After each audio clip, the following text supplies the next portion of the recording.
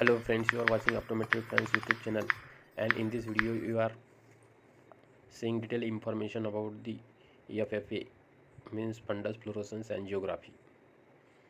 So friend, in this video we are seeing about the FFA, what are the procedure and technique of FFA, indication, contraindication and complication, as well as the what are the different phases of FFA or fundus fluorescence angiography, or somewhat the pictures of the and how to diagnose the fundus disorder or retinal disorder in fundus fluorescence angiography.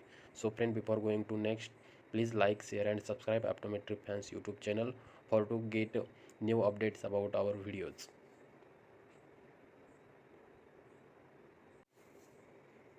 What is a FFA? FFA means fundus fluorescence angiography is a valuable procedures in ophthalmic practice to diagnose and management of large number of fundus disorders.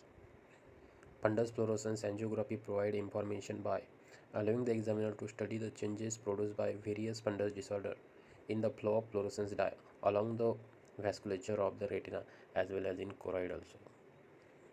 Indication of FFA, in which condition FFA which we carried out.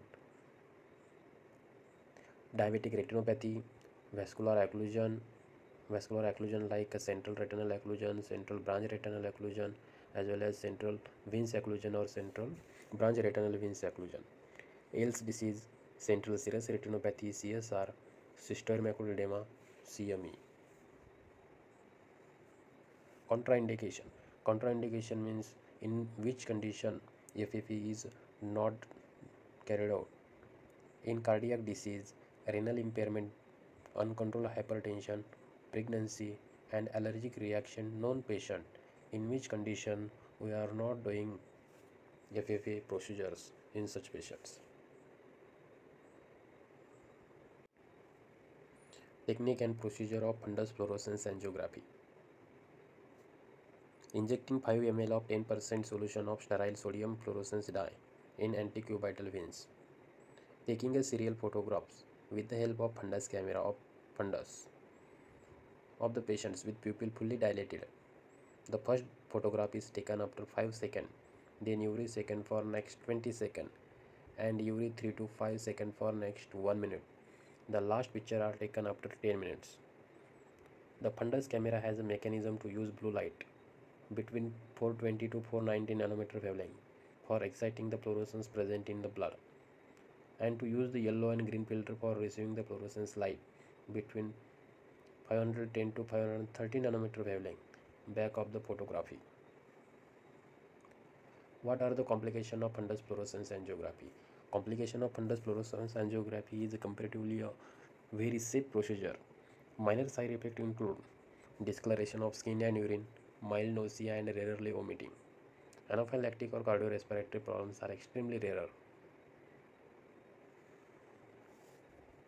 What are the phases of the angiography? Normally the angiogram consists of the following phases. There are the 4 phases: pre-arterial phase, arterial phase, arterio-venous phase and venous phase.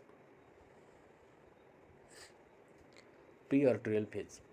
Pre-arterial phase, in this phase, since the dye reaches the choroidal circulation 1 second earlier than the retinal arteries, therefore in this stage choroidal circulation is filling without any dye in retinal artery.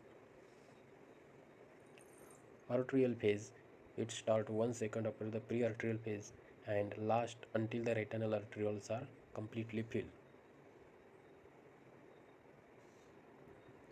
Arterio-venous phase. This is a transit phase and involves the complete filling of retinal arterioles and capillary with lamellar flow along the retinal veins. Venous phase. In this phase, veins are filling and arterioles are emptying. This phase can be subdivided into early venous phase, mid venous phase and late venous phase. These are the fundus fluorescence angiography taken normal fundus picture with the help of fundus fluorescence angiography. Here you can see the all clear view of the retinal blood vessel. This is a normal photograph taken by fundus camera.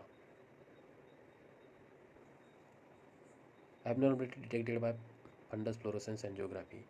In the blood, fluorescence is readily bound to the albumin. Normally, the dye remains confined to the intravascular space due to the barrier formed by tight junction between the endothelial cell of retinal capillaries and that between the pigmented epithelial cell. Abnormalities detected by fundus fluorescence angiography. In disease state, abnormality in the form of hyperfluorescence and hypofluorescence may be detected on the fundus fluorescence angiography.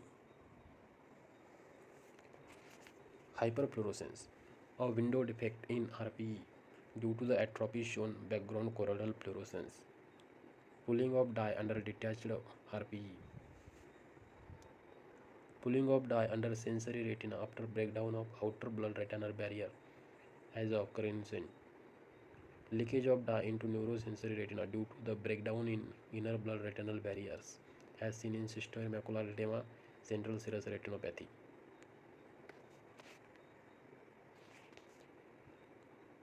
Leakage of dye from choroidal or retinal neovascularization as seen in case of proliferative diabetic retinopathy and subretinal neovascular membrane in age-related macular degeneration. Staining, long retention of dye by some tissue as seen in the presence of drusen. Leakage of dye from optic nerve head as seen in papilloedema. These are the disease occurs in hyperfluorescence. In this picture you can see the serous pigment epithelial detachment. The picture is taken by fundus camera with the help of fundus fluorescence angiography, and the view of the pigmented epithelial detach are seen. This picture is a cystoid macular edema, or you can see a defect at macular area.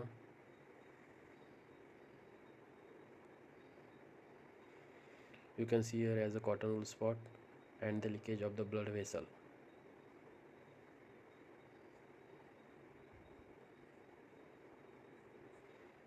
Hypofluorescence, blockage of background fluorescence due to the abnormal deposit on retina as seen due to the presence of retinal hemorrhage, hard exudate or pigmented clump, occlusion of retinal or choroidal vasculature as seen in central retinal artery occlusion, and occlusion of capillaries in diabetic retinopathy. Loss of vasculature as occur in patients with choroidermia and myopic degeneration. Choroidal hyperfluorescence from subretinal blood. You know it is subretinal because the retinal vessels are overlaying the dark area.